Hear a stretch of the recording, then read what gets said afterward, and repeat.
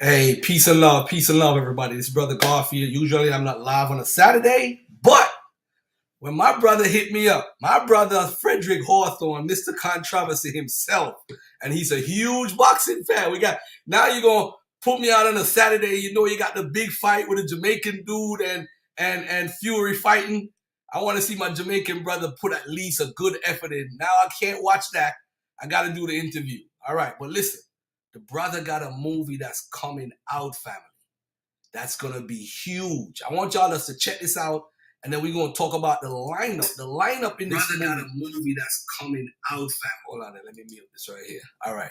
So, family, check this preview out. Then I'm gonna bring the brother out, and then we're gonna talk about who's in the movie. This is huge for us. We gotta support our own, family. We gotta support our own. All right. So share the show, like the show. Let's get this out there. Let people know we live, and let's get it. Now, check this preview out, family, before I bring the brother on.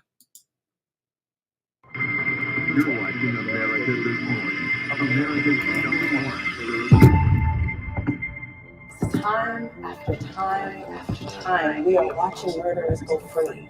They hide behind their badges, they hide behind their white privilege, and they use the excuse that they fear for their lives to murder our young people in cold blood.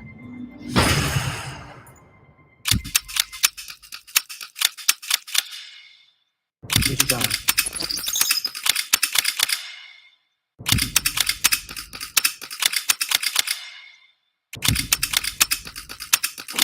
Hey, it's my brother. No, don't think about it. All you self-righteous assholes do is march and destroy your own communities.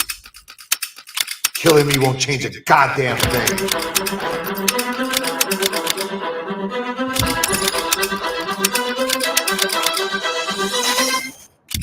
It's a lot different than a strong black man standing in the front.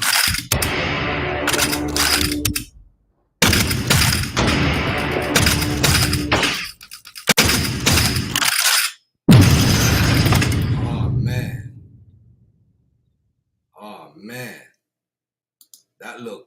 That looks beautiful. So, ladies and gentlemen, let me bring to you right now my brother, man, Frederick. Man, thank you for having me, man. Oh man, I gotta call Sonnet after this. He gotta bring you on later, man. Oh yeah, for sure. Thank you. I'm mad after the last interview. I think he probably mad. Hey, let me tell you something, man. We in a community, man, that nobody likes the truth, bro.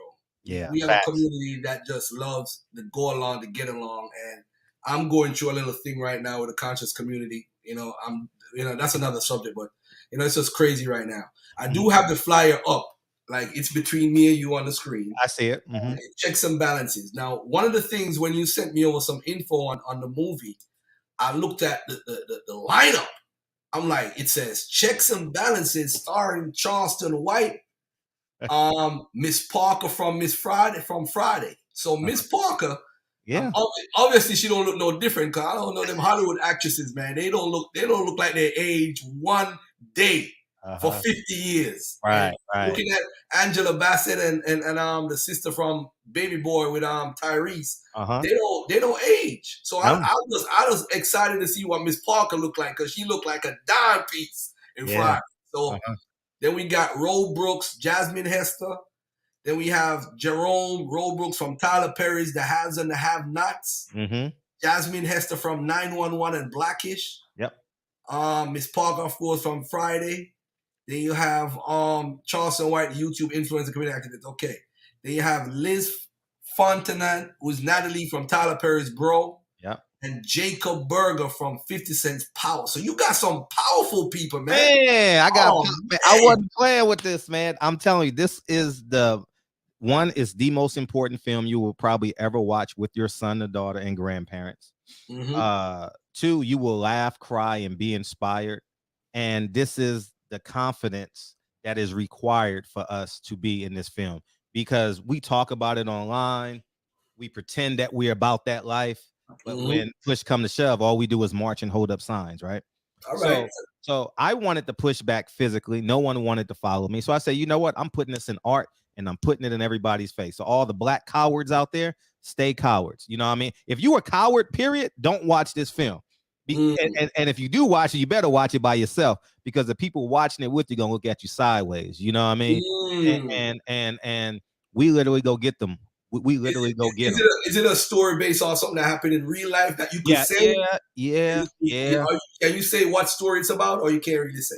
We're leveling up what we should do in real life. Oh, okay. So what? You So know? tell me now. I'm Mhm. going to this movie. Why should I watch this? What's different than the Tyler Perry's, the Spike Lee's, all these movies we've seen come to us with a message, some sort of message, social message. What's different about this movie? Great question. There's no dresses and there's no Jewish money in this project. Woo! All my money. And you ain't got to worry about can I watch this with my son? Will they emasculate this man? This man, Mr. Jones, Mr. Xavier Jones, who was named after one of my media members who passed away in January, Xavier Porter. So I named him Xavier Jones. Is the most masculine man since Lawrence Fishburne that I can recall in Boys in the Hood. And the reason why Trey got out of that car was because he had a father. And when watching Checks and Balances, you're going to see a man protect his woman, have a vision for his woman, and ultimately protect us simultaneously. And Mr. and Mrs. Jones is the Huxtables that knows the streets as well. They understand how to talk that jive, and they understand how to open up them books and read it. And it's like Malcolm X. You know how Malcolm X was a street man, and then he found himself through Islam. It's kind of that psychosis. I kind of merged them in this film in terms of their Zene Sequa, you know. Mr. and Mrs. Jones is gonna have y'all on a thrill ride. It's gonna be about 30 to 40 minutes, 25 to 40 minutes. I'm unsure of it yet, but this film is definitely the most important film of your children's generation. It's Spike Lee 2.0. We are the victors. We are the heroes in this film. It's not like Wakanda where we get colonized at the end and we die. Nah, we live and they die. And it's time for us to seek retribution. And when these cops kill us, we kill them. Period. When they do harm to us, we do harm to them. And there was a brother, right? Don't mean to cut you. There was a brother who a couple of years ago, where they started this whole the FBI started this whole thing about watching the people in the conscious community. I forgot what the brother's name was. There's a brother in Texas that actually shot up some cops. And there's this famous guy from a rap group. He took a picture with the guy. And they came to him and said, "What's going on with you and the guy?" I don't know him. I just took a picture. And when this person is talking in public on YouTube or everywhere, he's all radical and I'm this, I'm that. But when the time came to stand up and say, "Yeah, I'm with him," but I ain't telling him to do all of that. But the point is, you just backed off with the quickness. Right. I said that there were a lot. Well, that's the point. Yeah. We're standing up outside of the YouTube streets. And this is the problem I see, because I'm not a street dude. So I never grew up in the streets. I don't know nothing about the streets. I just go by what my family tell me, my cousins tell me, and what YouTube tell me. I don't know nothing about no streets. Right. I don't know no codes, nothing. All I know is, if you claim you a street dude, you got to play that role if that's what the image that you're playing in public. Right. I never try to play that role because that's not me. Right. So what would this movie tell us as far as, because you say that if they kill us, we need to kill them. Is it telling us in a vulgar way, or is it telling us in a straight up way that I could watch it with my 15-year-old, 10-year-old? Can I watch it with my 15, 10-year-old? Absolutely. And just to back up, Micah Johnson almost made this film. That's the gentleman you're talking about in Texas. He almost made this film. And I was so close to writing him in, but I went another direction. And you guys will see it in the film when we pay back the person that is important. But yeah, this film is eloquent. It's articulate. It's the best writing I've ever done in my life. And it's not like soul plane or nothing like that. Imagine the best film you've ever heard auditorily attached with your culture. Mm. And the ending, I mean, we're heroes, man. We're not working in fear in this film. We're not hiding from anybody.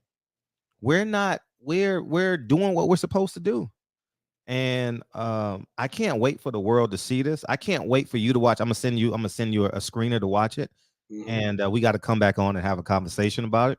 Yeah, And definitely. matter of fact, after you see it, you're gonna call me. You're gonna be like, "Hey, Fred, hey, right now, we got to talk about this right now." And it's a film that it's going to evoke a lot of conversation for weeks on end, for months on end.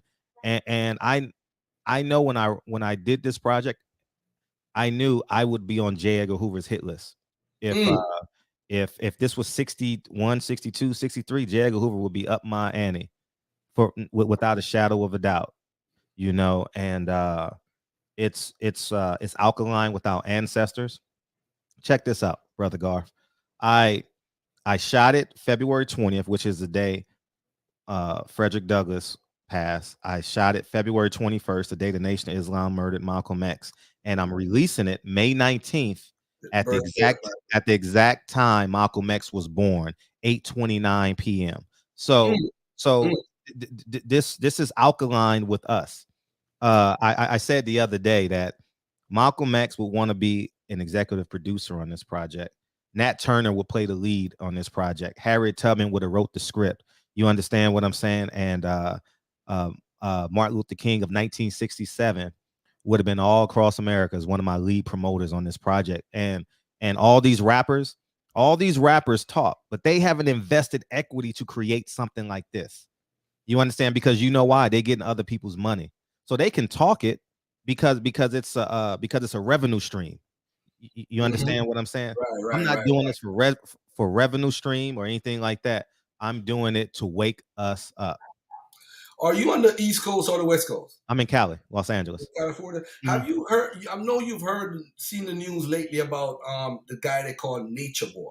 Have you seen that stuff? Yeah, what happened with him? He did. All right, so I have a video on my channel called a video I did called Black Cults. Over 55,000 people viewed it, Uh-huh. and it talks about him. He's like the headliner, Mm-hmm. right? And what he's doing, they claiming that he raped somebody and held them, some Dr. York type stuff. And I asked you this to actually lead up to Dr. York. Have you ever thought about, because I'm thinking about putting you and a brother named Chuck Morgan together Mhm. to do something about the Yeah. Nuwapians, bro. Because Yeah. 100 years from now, Frederick, you're going to find people saying Dr. York was the Messiah.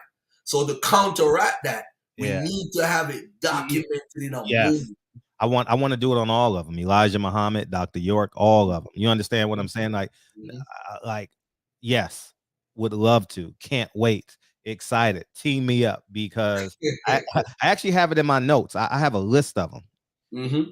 You know what I mean? And about how they deceived us and conned us and used their power to perpetrate and manipulate us black men and women. And it's especially with now we got YouTube as a media source and Instagram and wherever else we can create our own website. Now we have our own source of media. And I truly am glad that there is, because we don't no longer have to listen to CNN and Bill O'Reilly and Keith Olbermann and whoever else it may be. We can honestly depend on the streets, because now you do something in the streets, it's up immediately. We ain't got to wait for 6 p.m. for them to curate our news, So, Mm-hmm. so it's exceptionally important that we tell these stories in truth. That's why I did 9 Wives, and 9 Wives was amazing, dog. Oh man, that run we had, we're still on it. We're still Still on got it. some hate mail, right? A lot Mhm. of hate mail. My man wanted to debate you on that. Who's I that? came on the show that day, Raw Born. He's like, yo, get him back on. Get him back on. Who was that? Who was that?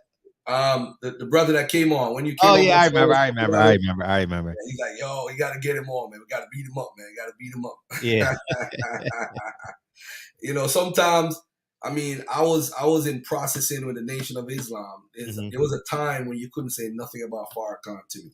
Mhm. There was a time you couldn't say nothing. Well, I wasn't really an Elijah Muhammad Mhm. groupie, for lack of a better term. Mhm. But I was a Farrakhan groupie. I definitely was. I Mhm. remember one time he came to the Bronx and he had to go to a funeral, and I was working for the NOI, one of the offshoot security firms in Harlem, and they wanted to borrow my car.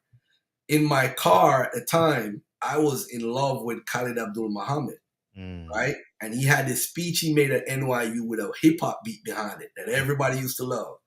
But guess what? They turned it off in my car because at that time, they had a little internal craziness going on. So it was crazy. But I went to the funeral. It was cool. The minister came in as somebody long-time friend of his. What I'm going to do real quickly is do a quick video. Has to be more than 1 minute. Let me just write it up and see what we're going to talk about. New movie out. Let me just write this up real quickly. But in the meantime, tell us about working with all these stars, man. What type of budget, man, if you want to put that out? Because I want to do a movie. Yeah, it's probably, close the door, Kennedy. It's probably it's probably going to end up being about $75,000 to $100,000. My money. And I had a casting agency. Coincidentally, Jerome Rowe Brooks. He helped me cast it, but I reached out to Charleston White on Instagram and we exchanged phone numbers and it worked out. Kathleen Bradley, aka Miss Parker, lives in my neighborhood. I spoke to her. We had a great conversation. She was all in. And Liz LaFornat, who is a budding star, she's Natalie on Bruh. I mean, she was all in from the third word I said, and hold on 1 second, Frederick. 1 second. Ladies and gentlemen, we are live on Instagram and I'm on YouTube, Brother Garfield Podcast. And I got my brother Frederick Hawthorne. He has a new movie, Checks and Balances. So look at my timeline. I'm going to put it up later, but check out the YouTube interview. We are live right now. Now, let me ask you a quick question, Fred, for the people on Instagram mainly. Yes. Why should they watch this movie? Why? It's simple. You should watch this for a couple of reasons. One, you'll never see a man in a dress. Two, it was no Jewish money. And three, this is the movie we've all been waiting for. All the conversations in the barbershops, all the conversations in the hair salon, all the people that are tired of marching and holding up signs. Malcolm X said we need to stop singing and start swinging. Well, guess what we do in Checks and Balances? We start swinging. And I can't wait till May 19th. It comes out Malcolm X's birthday at the exact time he was born, 8/29, May 19th. And this is the first rollout in the history of cinema where it's alkaline with our ancestors. It was shot February 20th and 21st, the day Frederick Douglass passed and the day the Nation of Islam murdered Malcolm X. And it comes out May 19th at 8/29 on Malcolm X's birthday. So I'm truly excited. Can't wait for you guys to see it. Go to checksandbalances.movie, CHECKS balances.movie. And I guarantee you you will laugh, cry, and be inspired. And they said you haven't had a full day till you laugh, cried, and be inspired. This is the greatest short film ever done. And it speaks to our spirits. It speaks to our souls, because when I wrote it, I said, we are human beings. We are spiritual beings moonlighting as human beings. I wrote this in my spirit. And this film will definitely stir the pot up. Grandma's gonna cry. Grandpa's gonna get his gun. You're gonna have a conversation with your son, and it's gonna bring all y'all to the kitchen table and have dinner together. Have one of the greatest conversations you guys have ever had. Checks and Balances, May 19th. Click the link. And any questions moving forward, if you guys want me on your podcast, whatever, hit me up, hit Garfield up, and I thank you guys truly in advance, man, because May 19th is gonna be an electric day. In our community. Right, so Instagram, Brother Garfield Podcast. We're on YouTube right now live at Brother Garfield Podcast also. Check it out. Check out the movie, and I'm going to sign out from the Instagram. Thank you, guys. All right, let me see now. Yeah, and now share. All right, share it. Okay. All right, there we go. All right. See, I don't know technology, man. I told you I'm a no worries. We got it. All right. So for those, what do you got to do for people who are inspired by your movies and everything? I want to get into this movie stuff. What type of advice would you have for them? The same advice that you would take from a Spike Lee years ago before you started doing this.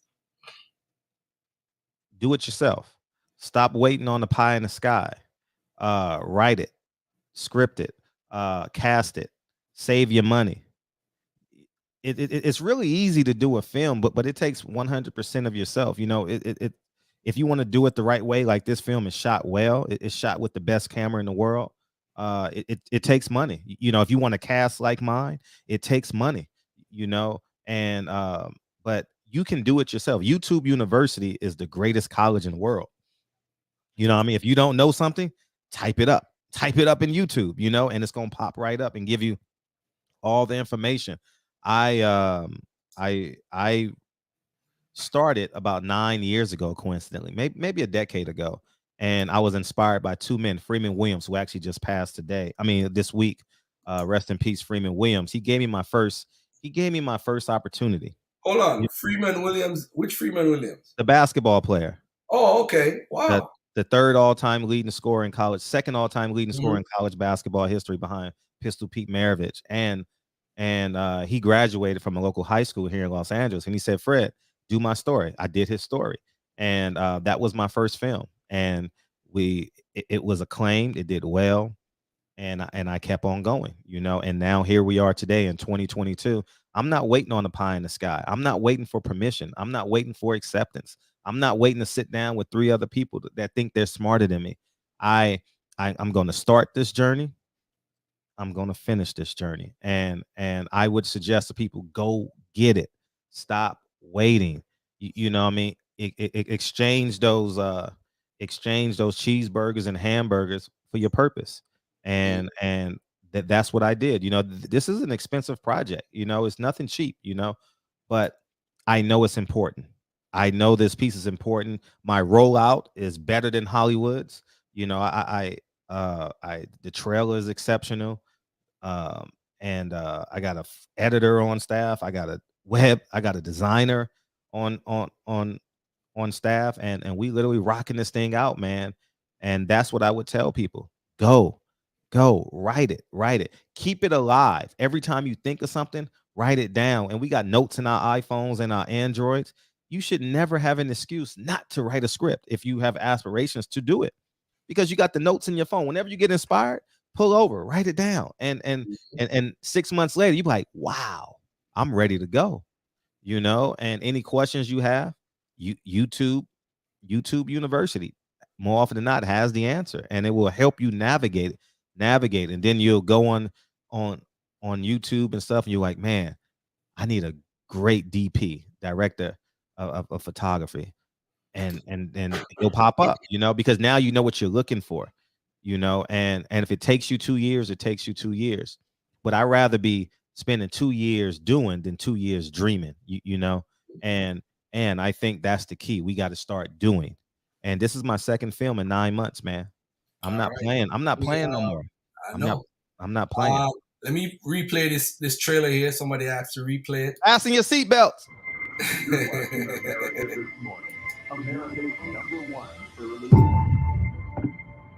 Time after time after time, we are watching murderers go free. They hide behind their badges, they hide behind their white privilege, and they use the excuse that they fear for their lives to murder our young people in cold blood.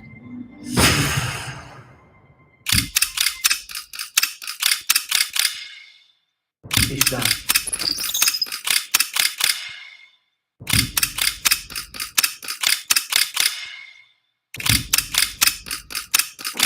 Hey, it's my brother. No, don't think about it. All you self-righteous assholes do is march and destroy your own communities. Killing me won't change a goddamn thing.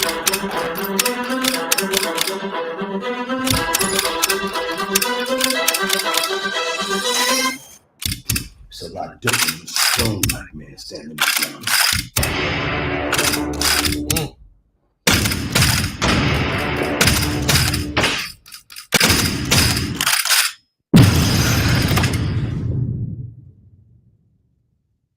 Whew. They're gonna hate you for this movie, boy. Oh, they gonna hate me, and you know what I watch this right now, now. And if you understand, it's a lot different when there's a grown black man standing his ground. You know exactly who we're going to get. You know what I mean? And it's about time we see things like this.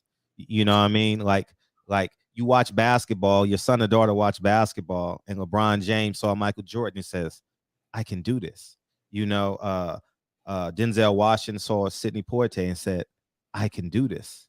Your son or daughter is going to watch Mr. and Mrs. Xavier Jones and say, I can do this. And that's why you need to watch Checks and Balances, man. Oh, Malcolm X would be so proud of me, man.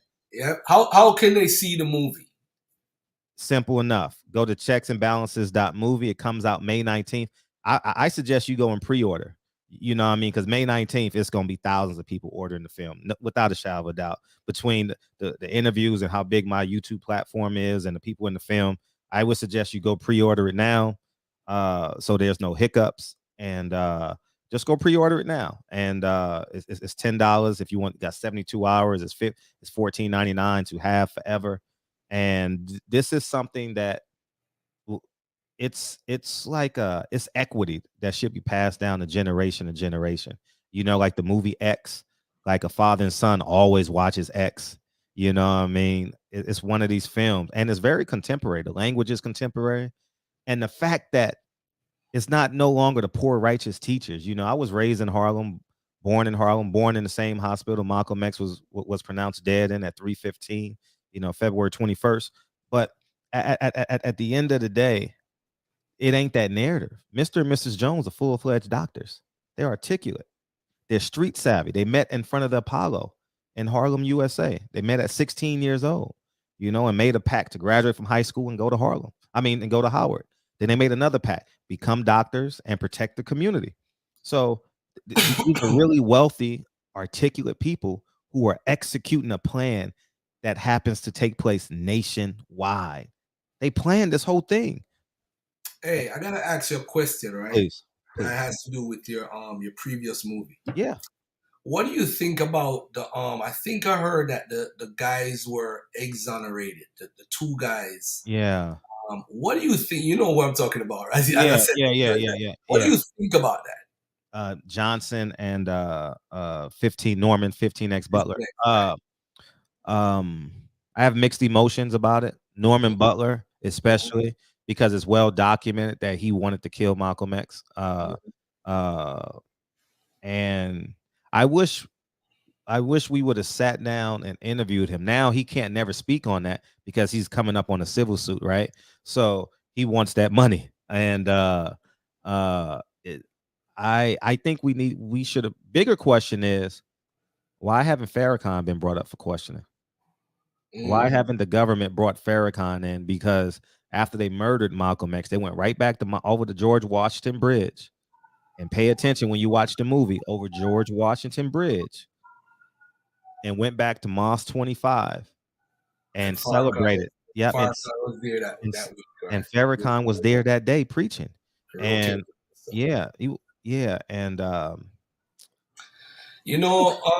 gentleman, I read this in the 90s, the Judas Factor. Yeah, Judas Factor, sure. Mm-hmm. And he disagrees with a lot of things, and he makes his posts, and he's set in his ways and whatever. You know, I mean, he's like you; he's very thorough with the research. Carl Evans, right? Carl Evans. Yeah, Carl Evans. I don't think he's somebody you just push to the side. Mm-hmm. And he had talked about some conversations that Elijah Muhammad had, I think, with Minister Farrakhan. Mm-hmm. And because they had the believers meeting where there's only believers, and the believers meeting, Elijah is publicly, of course, he knows that the FBI is listening, so he's like, "No, leave Malcolm alone, don't touch Malcolm." And then the believers always come to you now and say, "Well, he did say this in the believers meeting," but in a private conversation, there was a whole other conversation that Carl Evans, if I remember correctly, because over 20 years I read his book, and it's very interesting what that conversation said. And then when you said, why didn't they bring Farrakhan in?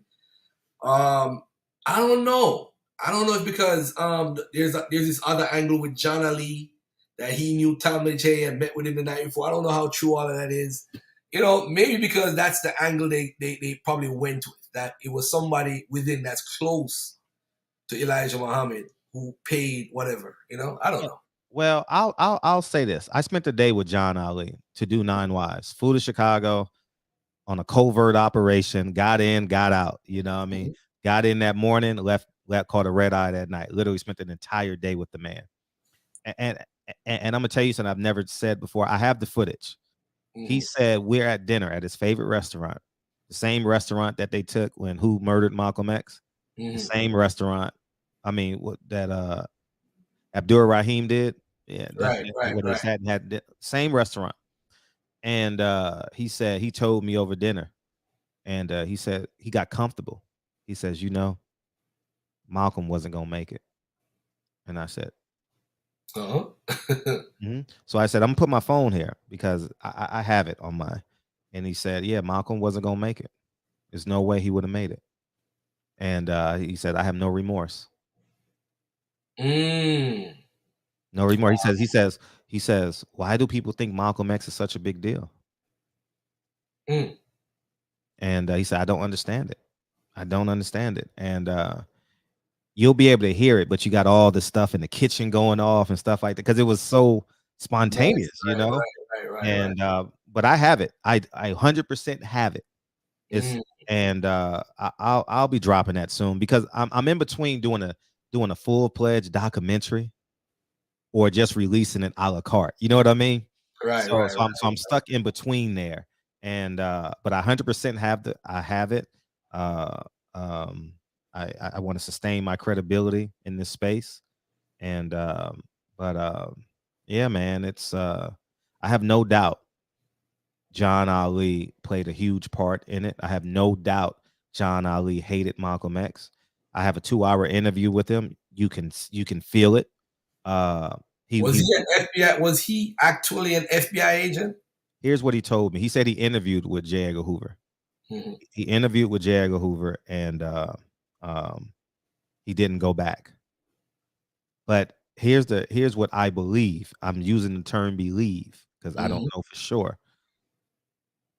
He was a resource to them because obviously the government is bigger than any one human being. So with that connection, I believe they infiltrated the Nation of Islam, and John Ali was a huge part of that. I genuinely believe it. Was he the reason behind the taps with the secretaries and the female secretaries and he hit him. He hit him. Yeah, so if he hit them, no, he told me. No, he told me. No, he told me. I said, I think this part is in the interview. I said, how many secretaries did he have? Oh, too many to count. This is in the interview. I have it. Oh, too many to count. And he said, I says, why did y'all allow him to sleep with all those women? That was his personal life. You understand? And he is fully aware that man was having sex with underage girls. We call that rape, right? Statutory rape or whatever it is, you know. And he said it in so many words, man. And I have it. Like I have 2 hours and 15 minutes with this man. So that's why when people were talking to me, I'd be like, I spent the day with this man. I know. And then he called me because it's a burden on his chest. Don't you know nobody visits the man? He lives in a 1-room apartment, smells like smoke. He's been smoking for 50 years. You know, I bought him this is not degrading. I'm giving you a visual of him, right? You know, he reads a Sunday paper. He smokes news. He smokes cigarettes, and he's not really mobile, and nobody goes to visit him. You know, he hasn't been relevant for 50 years. He's 94, 95 years old, you know, and he was from New York originally, right? He's from New York with Malcolm, I think. Yeah. He's from Philadelphia, but he was roommates with Malcolm from 57 to 60. Right. Yes. Yeah, they were roommates. They were roommates. Yes. Yeah. It's crazy though that you look at how his anger towards Malcolm is the same way how Minister Louis Farrakhan's anger was towards him at the end, because these people are under Malcolm, work with Malcolm, talk to Malcolm daily. Then because of the belief and standing on Elijah Muhammad's shoulders, I hate this man because of this guy. See, I believe they implicated Farrakhan because he was 50-50, you know. Farrakhan wanted to be famous. Farrakhan didn't want to be, you know, and he thought being famous was being the leader of the Nation of Islam. There was a lot of jealousy in Farrakhan. There was a lot of vengefulness in John Ali. He still has it. He really said, you should go to Chicago and interview him. You should. You ever heard a tape called The Bakery from 1979, which with Farrakhan, Silas Muhammad, Warith Dean Muhammad, and Farrakhan was crying while he was speaking. No, I haven't heard that. That tape, you need to hear that tape. Wow. And that's the tape. The guy who organized it kind of set them up. Because Farrakhan was starting up the Nation of Islam again. Warith Dean Muhammad is like the successor. Right. And Silas Muhammad didn't agree with Warith Dean Muhammad as a son of Elijah Muhammad. Right. And so you had all these little factions, and there was this brother that set it up to have all of them come up and show up at the same place and speak. Wow. And Farrakhan was in tears, bro. He's like, you gonna see who gonna win in the end. And yes, he did win. I tell you that. He did win. Because out of all of them, he's the one that got most popular. He's the one that had the most, draw the most crowds and whatever. You know, and he's known worldwide. But that tape shows how how all of them was tearing up just to be the quote unquote new Nation of Islam. And how they went at each other. That bakery tape is I don't think they sell it anymore. But I have it. I have it in my storage, I think, somewhere in my storage. You know, I listened to it for like probably 15 years. But yeah, because when I joined, I joined, but I never recited and got my X because they had me working on films like Spike Lee movies. I used to do security. I was there in the projects with Spike Lee, bro. Beautiful. Beautiful. You know what I'm saying? My man King Simon used to do security with me. You know King Simon? Yeah, he's a promoter now. Yeah, I know of him. You know, King Simon doing his thing, and one of the craziest things was is that I wanted to know about Malcolm X before anything. They won't talk about him. I had to do my own research on that, but you know, it's interesting. I'm working in a building in Harlem, 152nd and 8th Avenue, and the movie Malcolm X comes on TV. And two ladies come downstairs and say, yo, I want to join the Nation of Islam. I'm like, wow, I guess the movie, it didn't work out the way the government thought. Because people want to join, you know? And saying, I don't know, man. I think the Nation of Islam need to just come out and just say, here, this is what happened. Because every February 21st, there's always something coming out. The Nation of Islam killed Malcolm. They might as well just come out and just say, hey, this is what happened. This is what we know. We played a role, admit it, and this is what the government did. And they'll say, we all come over and we fell for the okie doke. We fell for the tricks. I think that's what they need to do.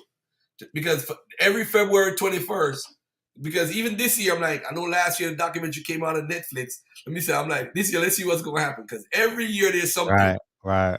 New investigation. This guy's on his deathbed. He said this. I'm like, oh man, what next? Right. Remember the guy from Boss, the police guy? Yeah. Deathbed confession. I'm like, oh man, every year it's something.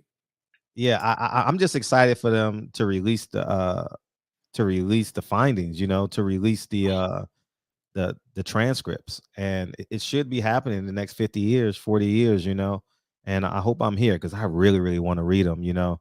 Obviously, I've read the FBI. Which one of the transcripts you're talking about? Which one? Well, you got the Boss papers, you got the FBI files, you got New York PD, and you got the FBI files, and it's all transcript because you got to keep in mind the informants were reporting back to Boss, and Boss was reporting back to J. Edgar Hoover. So everyone has their own files, and I wish the DA would release them, you know, or the Attorney General would release them, man. You know.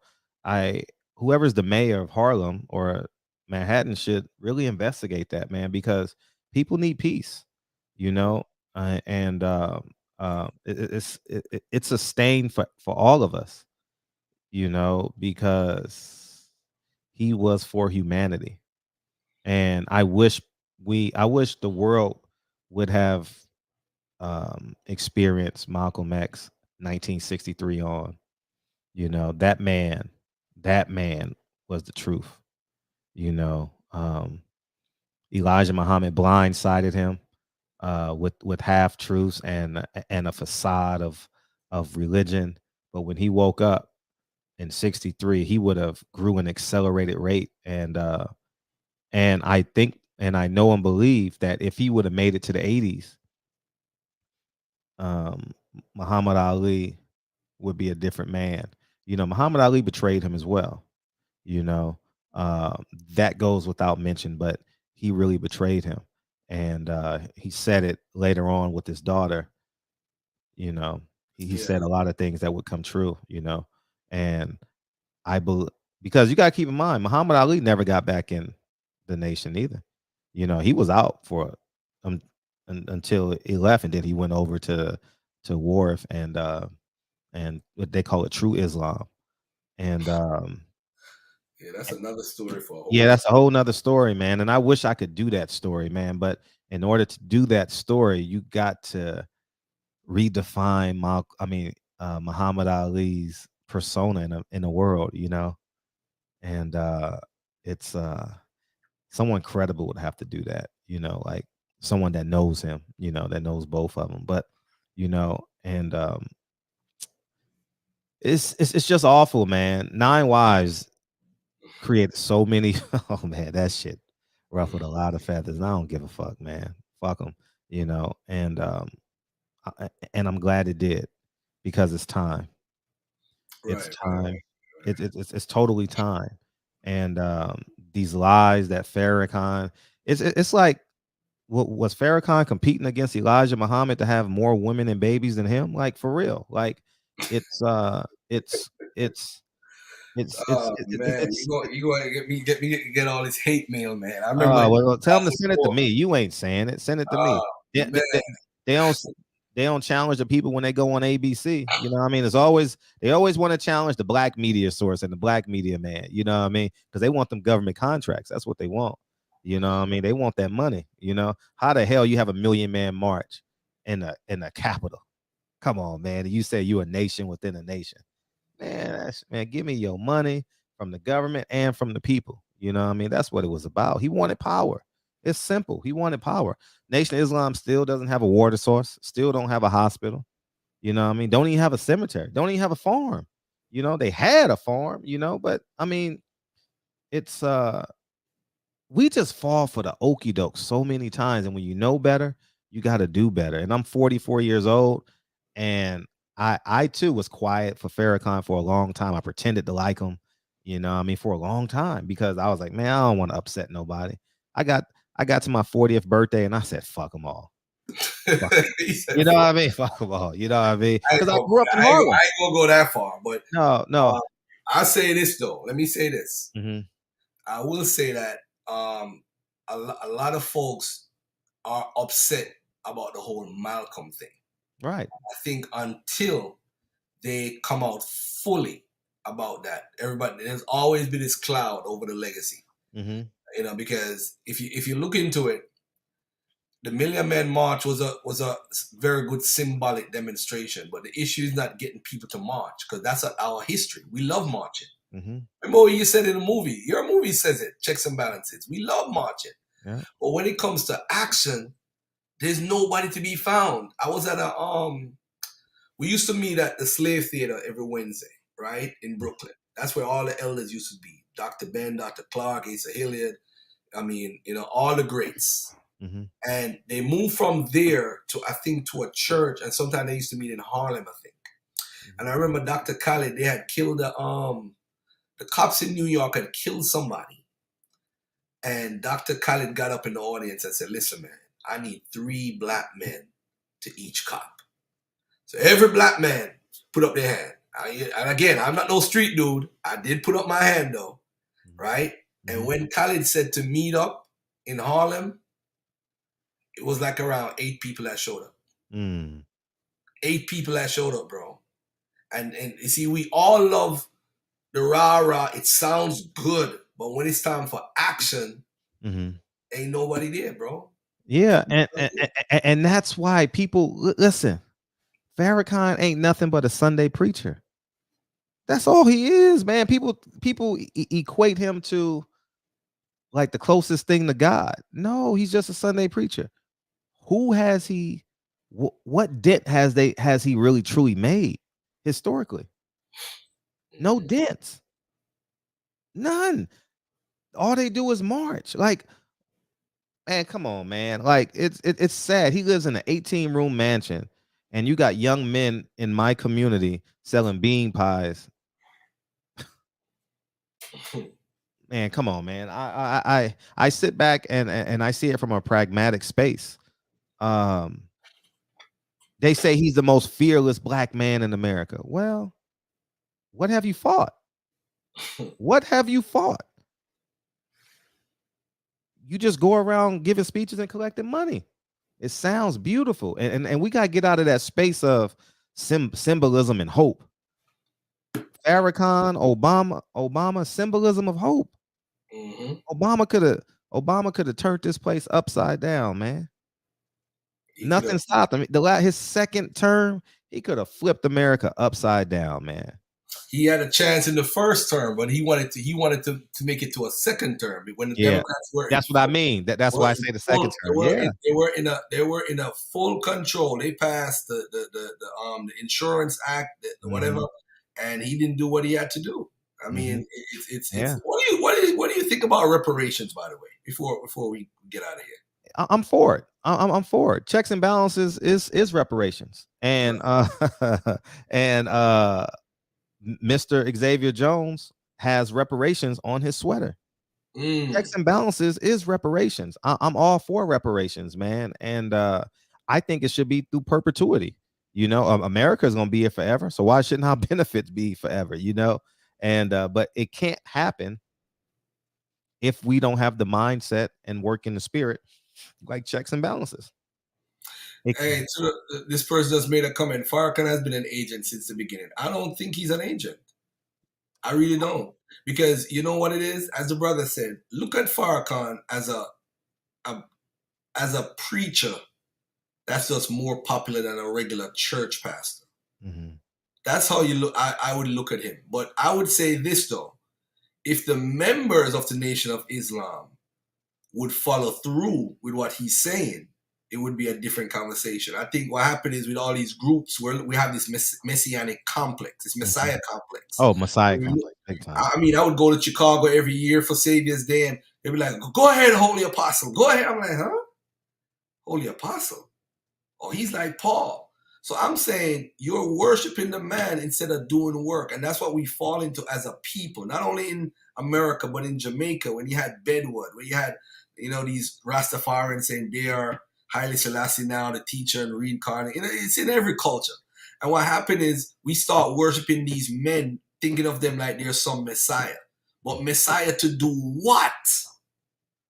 That's the issue. Messiah to do what exactly? Tell you not to smoke? You're going to go to hell if you eat pork? What are you a Messiah for? So different than a regular preacher, you got to start something. Then you're going to be like, are you teaching economics? Are you a nationalist group? What do you have to produce? I mean, they used to have the farms. I don't know what's going on with the brother in Georgia and his farms. I don't know what's going on with all of that stuff. But I mean, the point is, what are they doing? You see, when you're not a threat to the overall quote unquote government, that tells me a lot. Farrakhan is not a threat, and it's not a disrespect to him. He'll say it. The government hates me. Really? Do they really hate you? Do they really hate T.D. Jakes? Do they really hate Creflo Dollar? They don't hate preachers because you're preaching the same religion that they gave y'all when y'all got off the boat. So why should they hate you? Because they know how you think.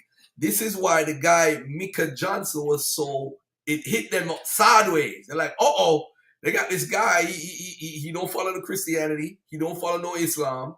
He's into this awakening Egyptomania stuff. And they're like, we got to start following them. We got to start watching these guys now. So now they're monitoring these guys because of what that guy did, because he did something out of the norm. They didn't expect a black man to do that.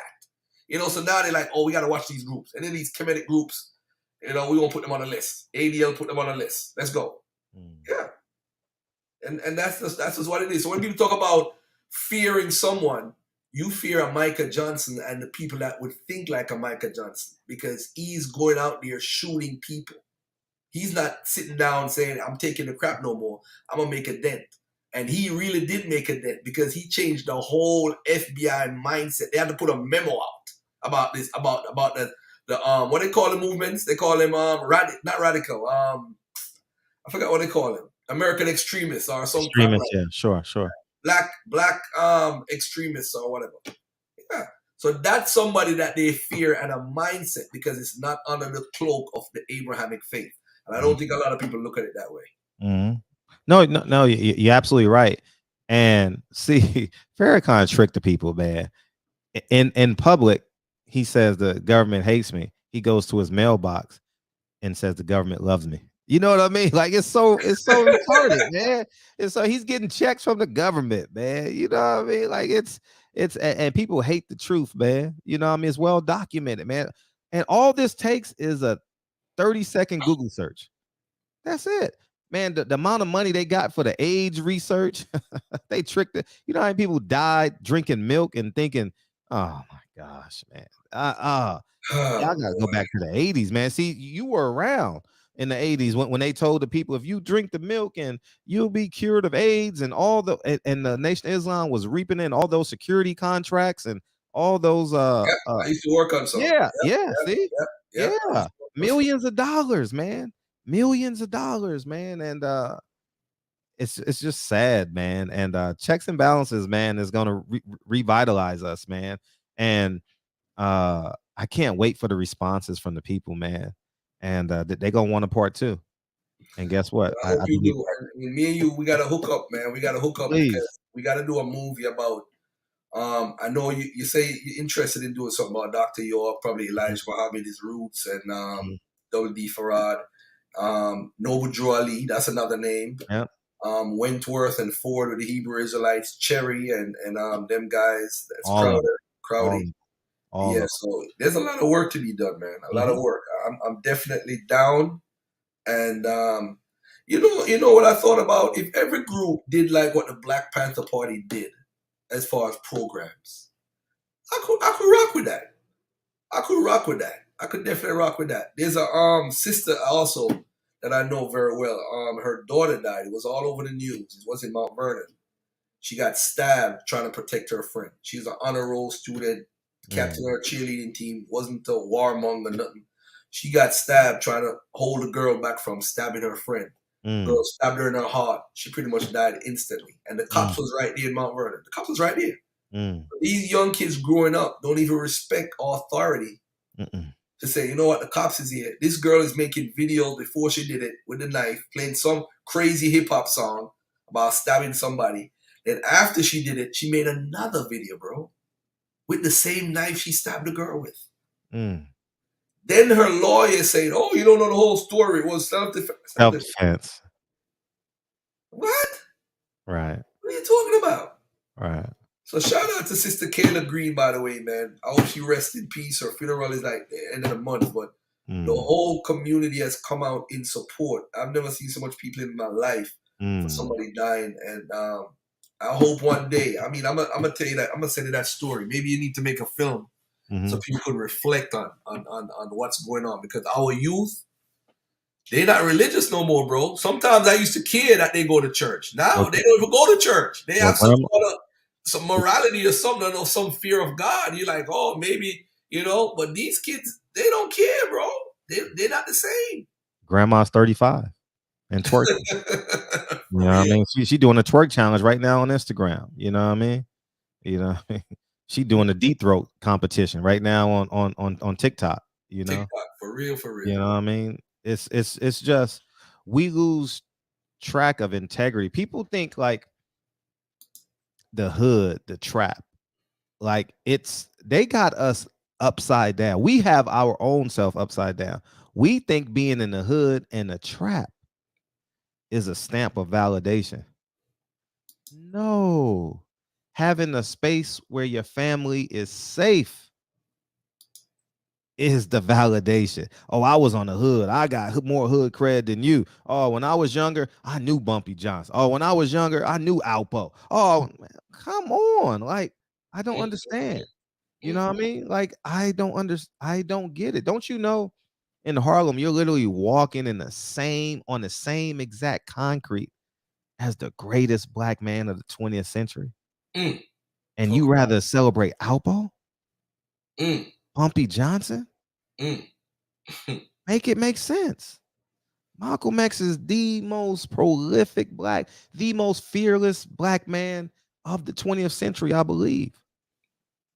And we celebrating Bumpy Johnson.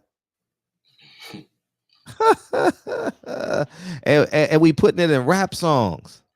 You know, I mean, dudes. I remember this dude used to always make videos about. You know, he made videos about Umar Johnson and some other people, right? Mhm. And I said, how come y'all never make videos about the people that's instilling crack, still and heroin and all these drugs in our community? You never make videos of those people, Mhm. which is ruining generations upon generations. But you rather make a video. I mean, I'm not saying don't make no video about Umar, by the way, but I'm just saying, you know, our values is just totally what's valuable to us is Right. really not what should be valuable to us. We don't care about each other. And one thing I will say about Elijah Muhammad, though, when he came out with that, the black man is God God. and the white man is the devil, at that point in 1930, I think we needed to hear that. I really do. I think from a psychological point of view, how we felt about as far as our black inferiority complex, Quite possibly. I think it possibly was needed. But we hate ourselves, and it's the truth. We hate ourselves, but we don't have to lie to make us feel good as a people. Mm-hmm. Mansa Musa was a black man from Western Central Africa. You know, we built kingdoms in Western Central Africa. We don't have to go over to the east. We don't have to be Asiatics. You know, and I think that's one of the main problems with us as a people, that we start our history with the slave trade. Like, that's all we are. So these young kids growing up don't learn what their ancestors did or the culture that they brought with them, the drumming, you know, different things, different foods, different, you know, ways we used to do things, initiation rites that we used to do, rites of passage with the young woman. Right. You know, we don't learn none of that. So maybe we need to do a documentary on what Western Central Africa culture is before we got here or something, because we don't have a clue. All we know about is the Bible, the Quran, and the Torah. That's it. No, We're trying to be a culture that we ain't got nothing to do with. I love my Christian family. I prefer them more than anybody else because I think they have the strongest network to get something done. But the truth is, none of that belongs to us, man. That's why there's no God responding. We've been praying to kill the enemy for how long? 400 years. And ain't nothing happened yet. The enemy's paying them. The enemy's paying them, man. Yo, look at the DuPont. Look at the DuPont family. If people would research just one family, just the DuPont, ask yourself, how did these people get rich? How they got rich? Rubber war. Yeah, it's insane, man. Man, people in America think African spirituality is witchcraft. Like, you get what I'm saying? They rather pick up a Bible, man. You know, man. This guy said he's in the movie. Is he in the movie? Right here. I'm also in the movie teaching the word of the Most High. No, I don't know him, but maybe spiritually. I don't know him, but yeah, I appreciate it, man. Go make sure you guys go to checks and balances .movie, man. Go ahead and pre-order. It's gonna be man, May 19th is gonna be the greatest day. Look at this comment right here. Look at this comment right here. The richest man in the world was Muslim. 1/3 of those brought here in slave ships were Muslims. Oh, so we should all be Muslims, huh? What were they before Islam came to West Africa? That's what you need to ask yourself, brother. That's the thing. We always say Mansa Musa is a Muslim, but before he's a Muslim, he's a man from that region, period. That's where he's from. Gotta throw the Islam in, boy. I tell you, I'm sick of this religion stuff anyway. Man, so am I. So am I, as it pertains to chaining us down. You know what I mean? Think about this. The Nation of Islam is a religious group, and if you speak bad about them, you got to worry about your safety. It's not a religious group; it's a gang. Yeah, because I'm gonna get some calls. Golfy, what do you mean by that? Listen, family, y'all know I love Farrakhan, but I'm also my own man. My own man. If I can't say somebody's doing wrong as a human being, I can't disagree. We all gotta disagree. We all gotta grow. You know, I used to look at Malcolm X. Malcolm X changed my life because reading his book did change my life, but it actually brought me closer to the nation because I was just in love with the discipline. I didn't believe he saw Master Farad Muhammad in jail, like he said. I didn't believe that. I think he just added that in. You know what I'm saying?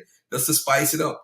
But at the end of the day, Malcolm did what Malcolm did. I mean, I look at it, his life and Khalid Abdul Muhammad, it's just very strange that both of them went through the same exact thing. And it's crazy. You're like, oh, we can't repeat history. And Khalid Abdul Muhammad know the history better than anybody else. I named my first child after Khalid, and I named it Khalid Malik because Malik is Malcolm X El Haj Malik Shabazz. So I named him after Khalid Abdul Muhammad and beautiful. Malcolm X. So I gave him those beautiful. two names, Khalid Malik.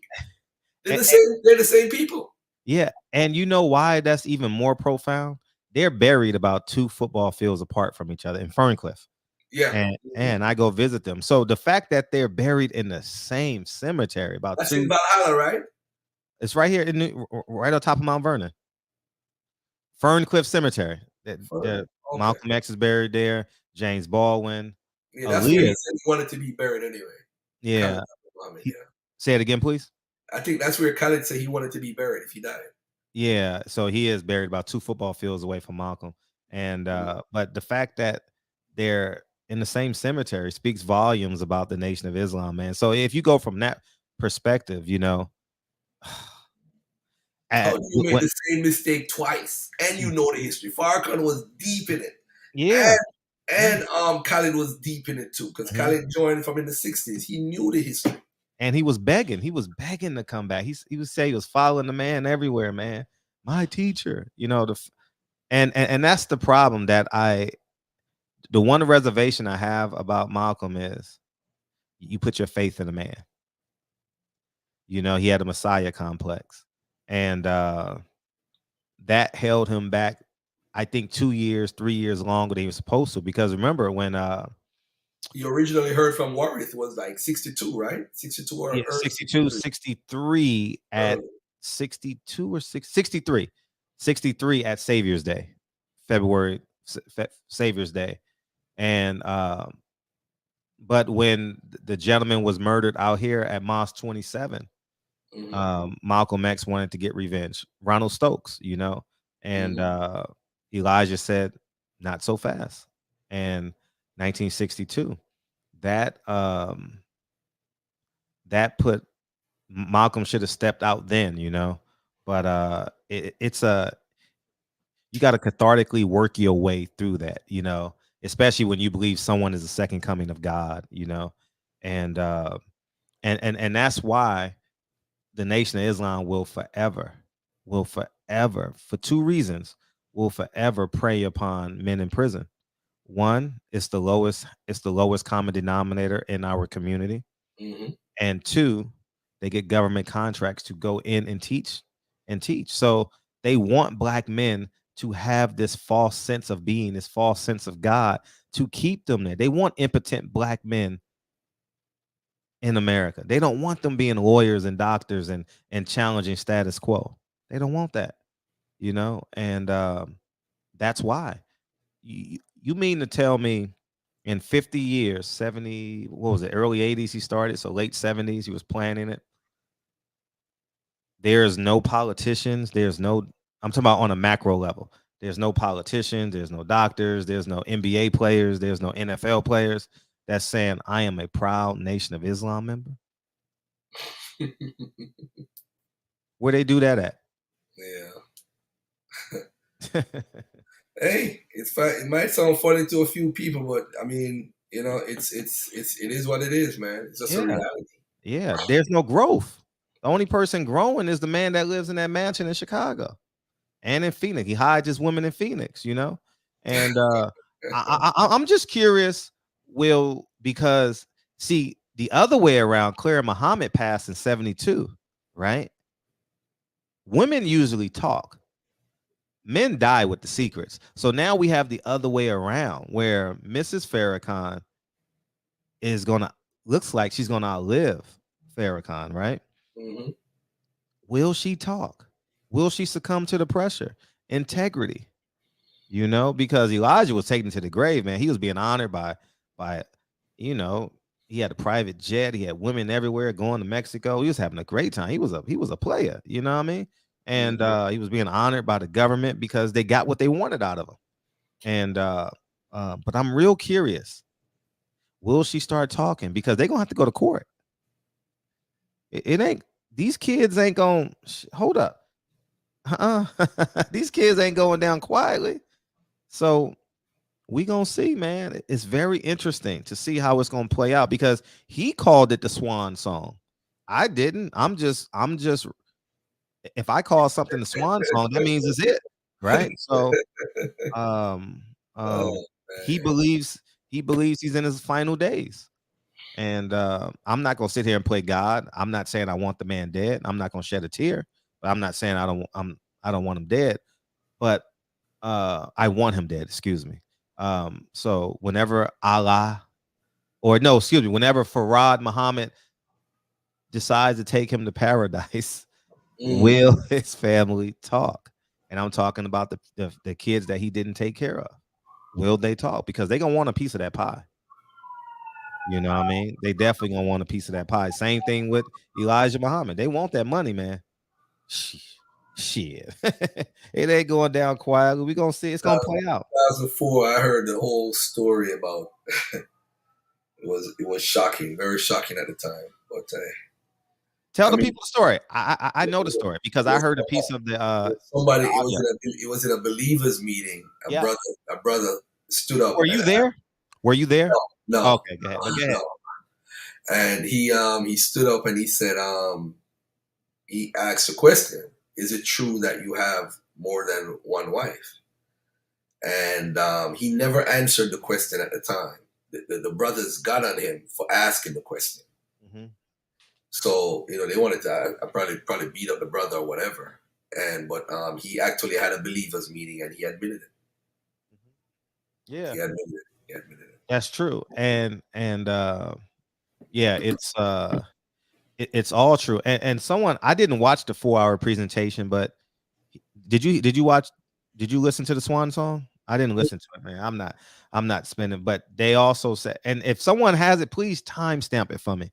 And he actually says that brother, you don't want multiple wives. I've been there. I've done that. You know what I mean?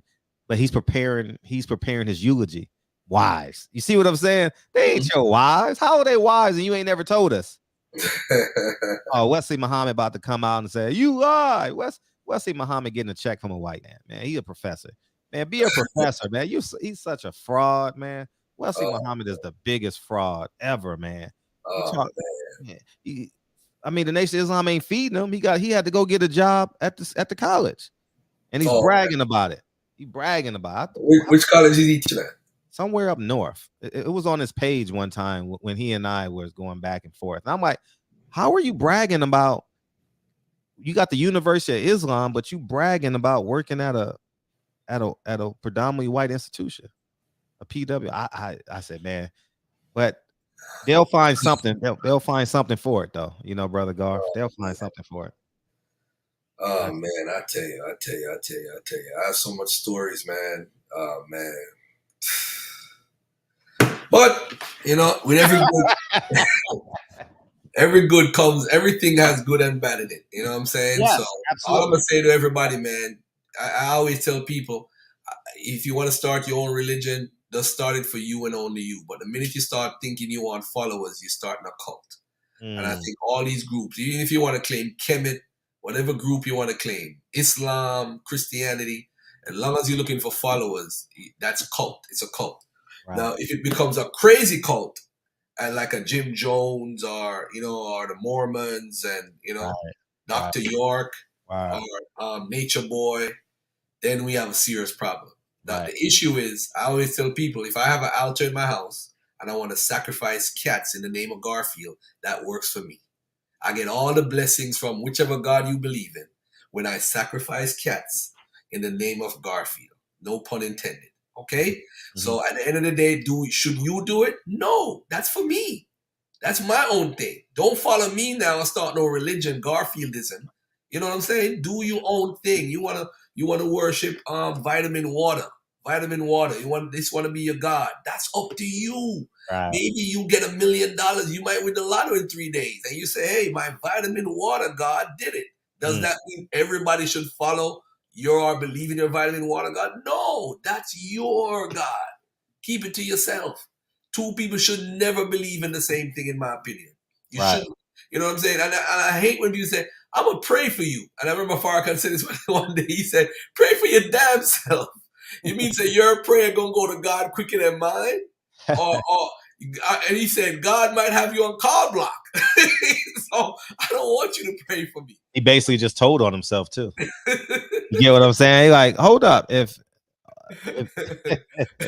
my prayers get there the same time as you, so why am I listening to you?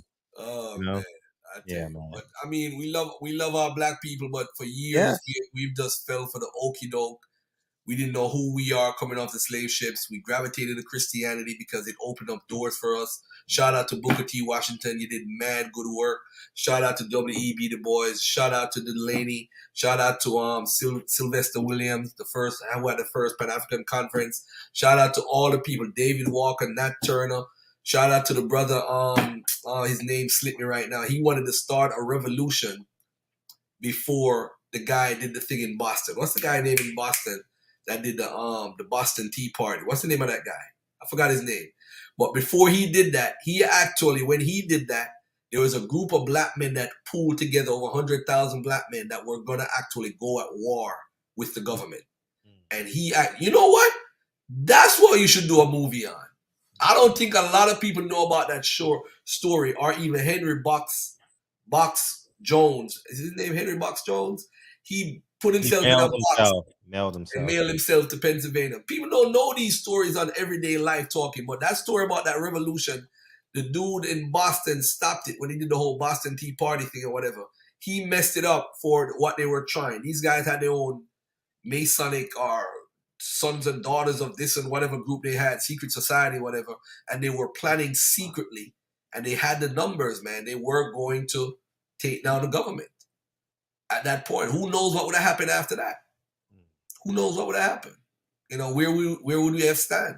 You know, right. So there's a lot of things in the history that we didn't move. But that's a brother that's very inspirational that we as kids growing up, my kids growing up in America, should hear about in schools. Right.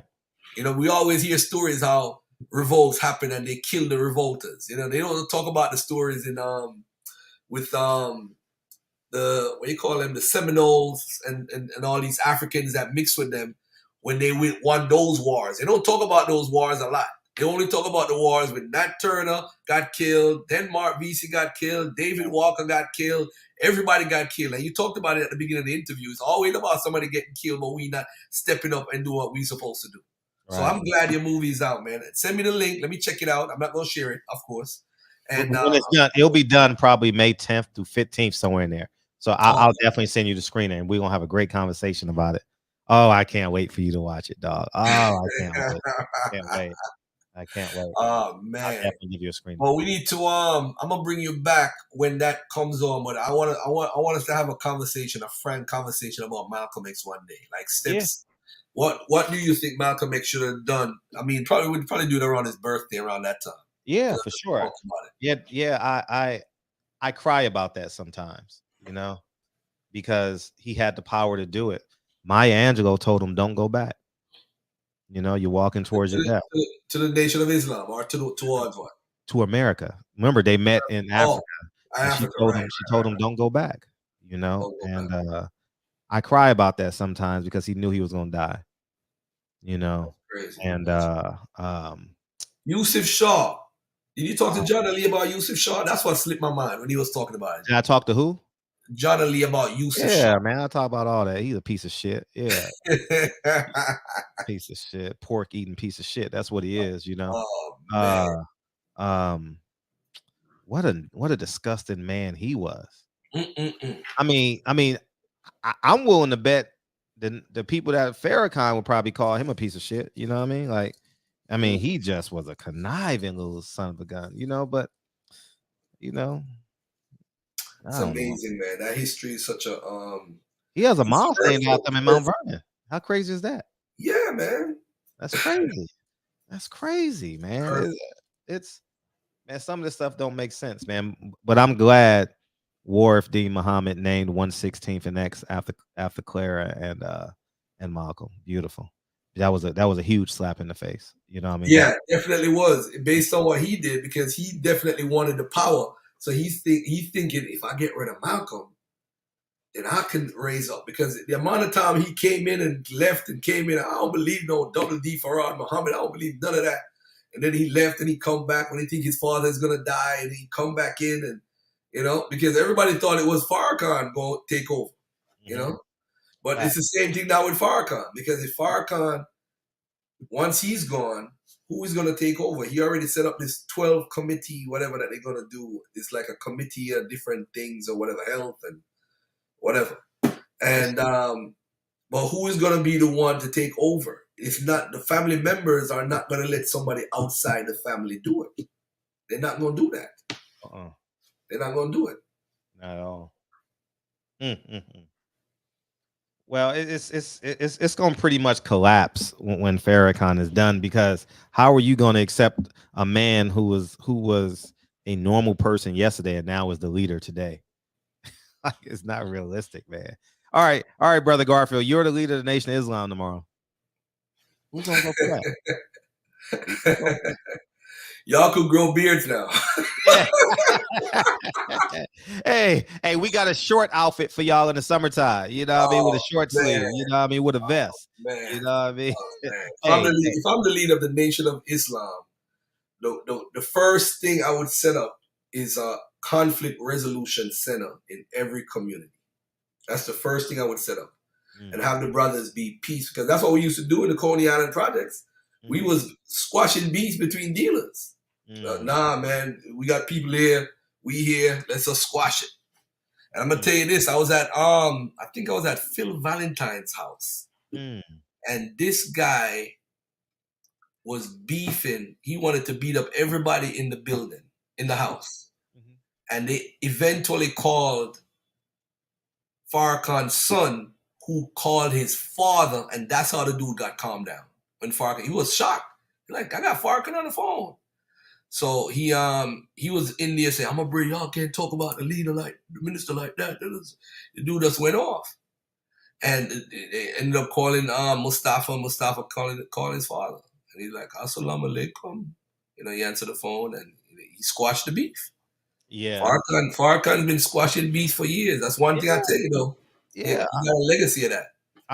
I'm not saying that he's all bad, but it's all built on a lie.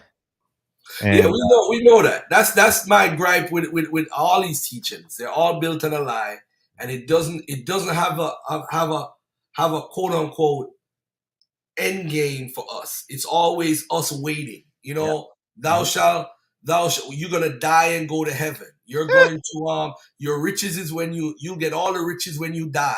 Everything is when you die. It's nothing while you're living on earth. So you got the DuPonts, you got all these families, the Riveras, and all these rich people running around, getting all the money while here on earth, but you're going to get it when you die. And that's what the problem is. Right. And that's the same thing with the Hebrew Israelites. We're waiting for 200,000 people to come out the sky and kill off the white man. And then we wait for spaceships, Japanese-made spaceships that could block all the bombs that America have with the Nation of Islam. We got, you know what I mean? It's I'm telling you, we always waiting for something. All you got to do is look in the mirror. And listen, family, if you eat pork, nothing is going to happen to you. I don't eat pork because my dad used to force me to eat pork when I was growing up in Jamaica. So when I got up here, it was like freedom time. I ain't eat none of that nasty pork no more. Then the Nation of Islam is like, don't eat pork. All right, whatever. But I don't eat pork. But the point of the matter is, if you eat pork, family, God is not going to stop you at the door to go to heaven and say, you remember that day you ate pork? You can't come in here. It is stupid. It is silly. If the woman wear a short skirt, God is not going to stop her at the door, the gates of heaven, and say, I ain't going to let you in, sister. You wore that skirt over your knee that day, May 21st, 1948. You ain't getting in. It is stupid.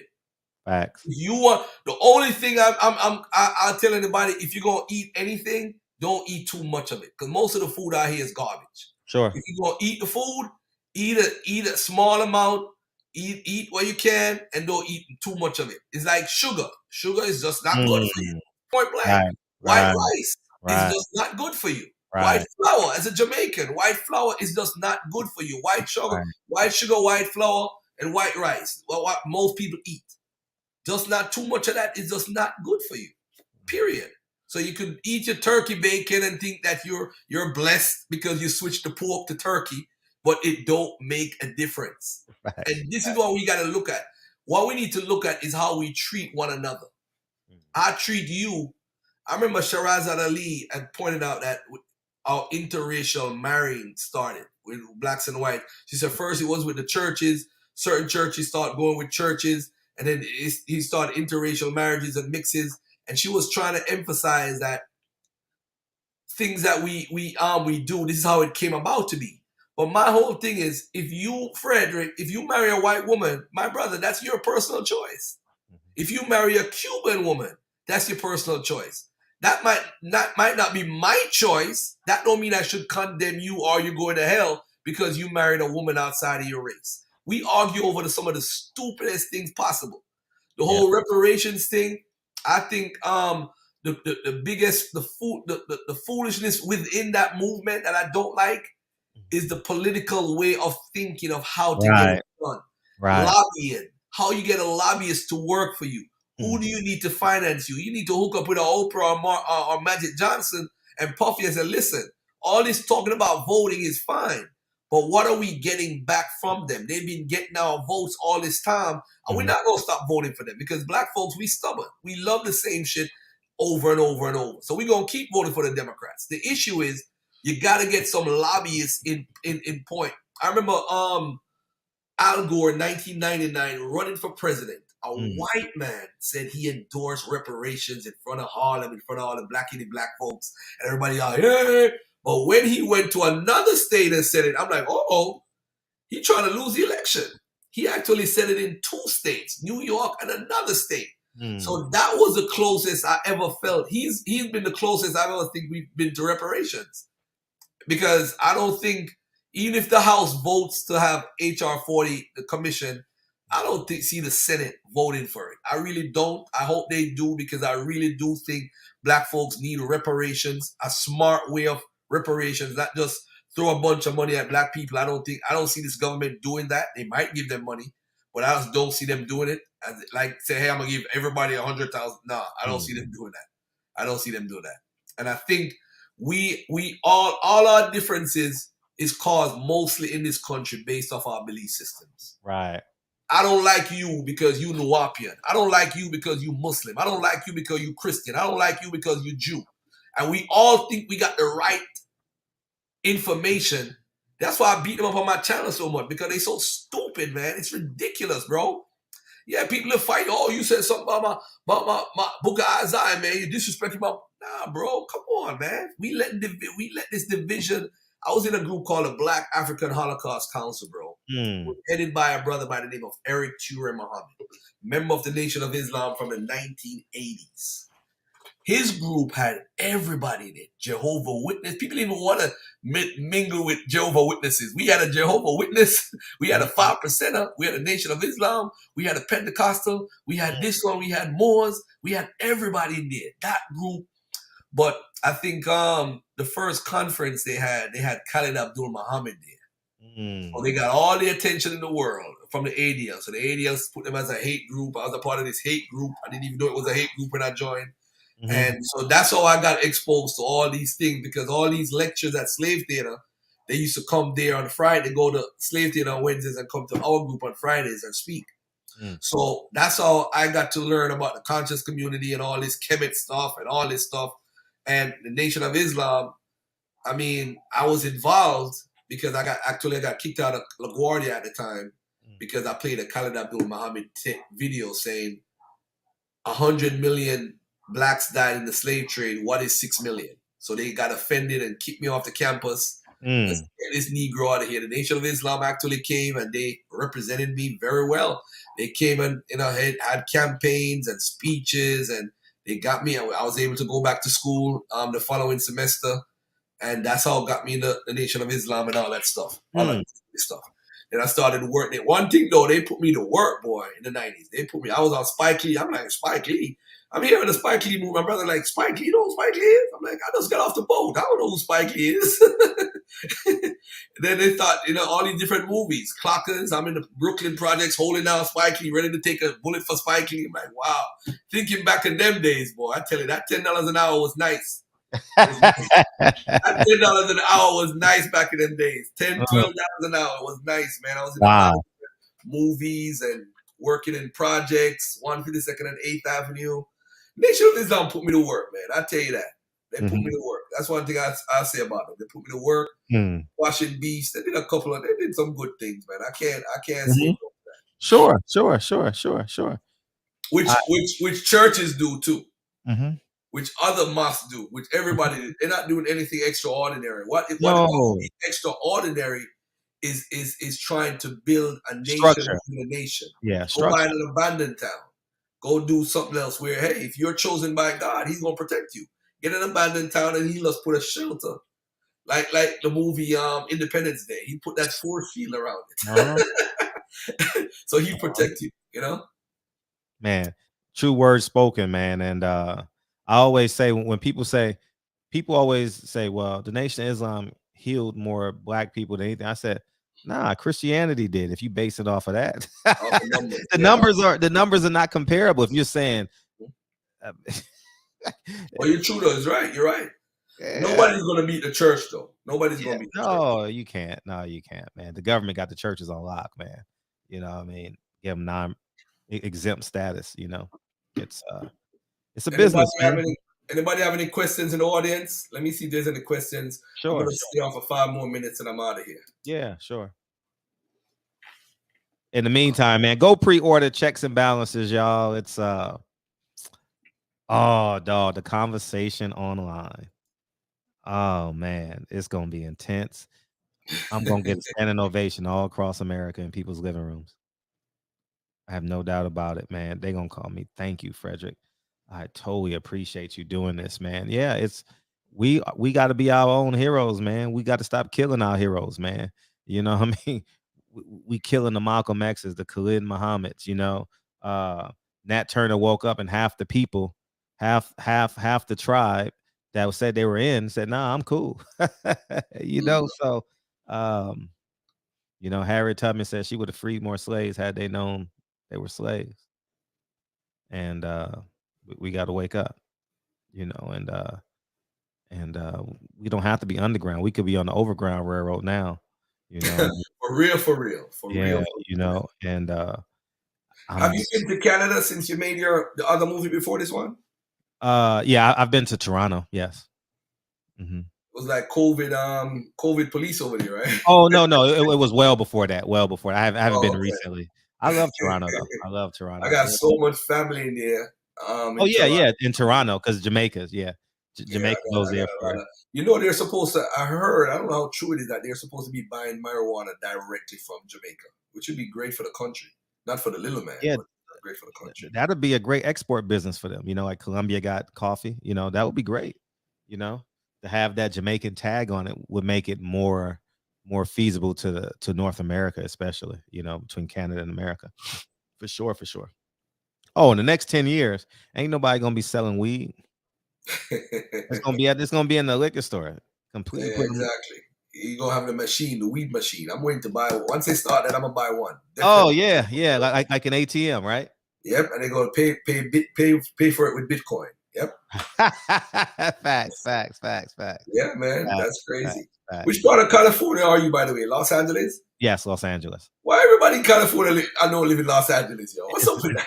I think it's the biggest county in America. You know, it's such a Oh, big okay. county, man. It's vast. You know, it's oh man, I know we got the biggest school district, I believe. Oh man, it's so big. You know what I mean? And 300 days of great weather, man. You know, you can't beat it. That's why I haven't left. You know, it's Yeah, hard. that's what's up. That's what's up.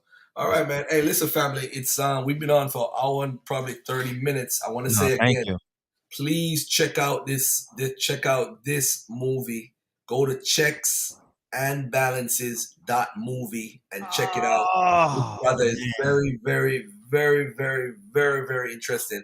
Don't jump off, by the way, because I'm gonna talk to you off the air Okay, when got you, we're got done. you, I gotta got talk to you about some other stuff. you. Yeah, for But sure. but so, ladies and gentlemen, listen, man. I'll be on live tomorrow at 10.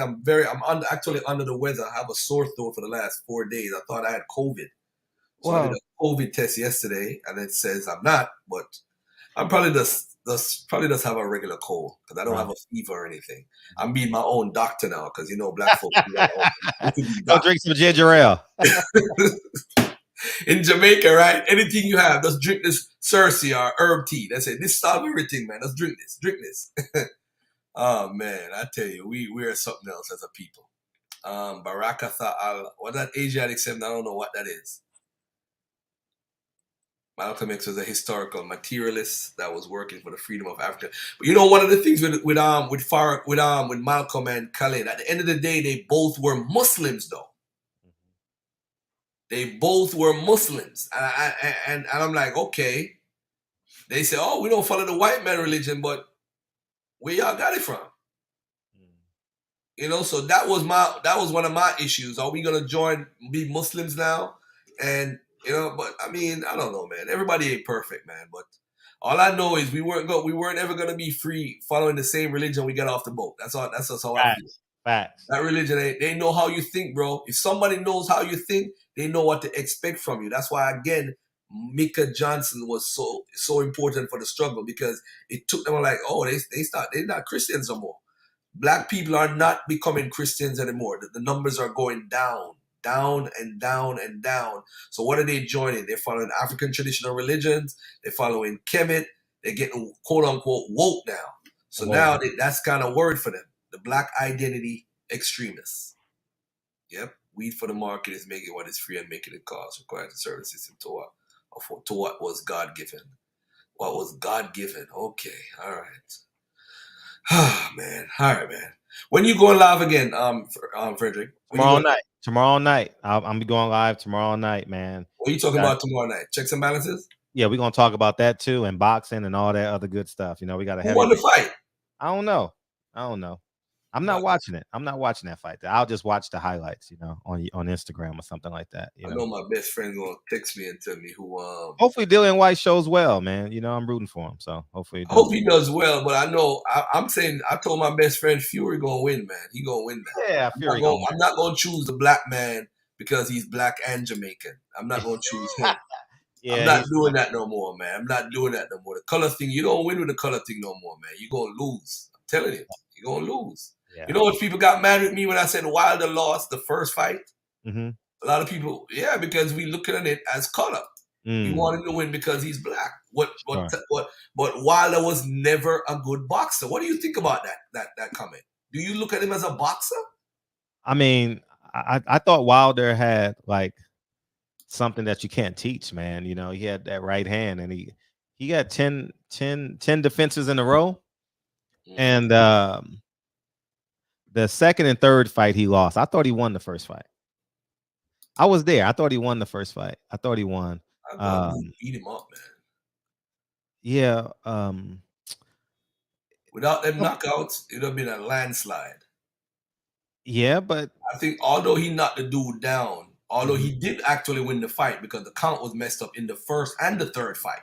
The count was third fight was bad. Second fight, he got his ass whooped. Sure. Got his ass whooped. But the first fight, the dude was just outboxing him, man. Dude was a good boxer.